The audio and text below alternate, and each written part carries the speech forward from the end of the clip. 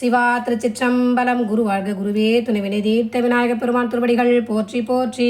இன்றைய பதிலில் பார்க்க போகிறோம். திருமங்கையாழ்வார் அருளி செய்த பாசுரம். பாசுரத்தில் வாடினேன்னு வரும்.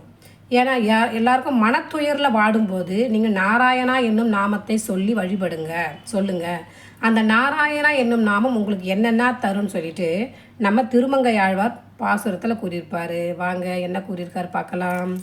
வாடினேன் வாடி வருந்தினேன் மனத்தால் பெருந்துயர் இடும்பையில் பிறந்து கூடினேன் கூடி இளைவர் தம்மோடு அவர் தரும் கலவியே கருதி ஓடினேன் ஓடி உய்வதோர் பொருளால் உணர்வெனும் பெரும்பதம் தெரிந்து நாடினேன் நாடி நான் கண்டு கொண்டேன் நாராயணா என்னும் நாமம்.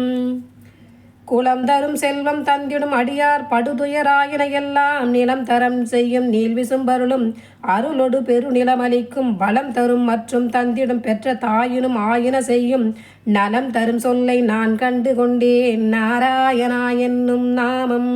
பாருங்க எவ்வளோ சிறப்புன்னு.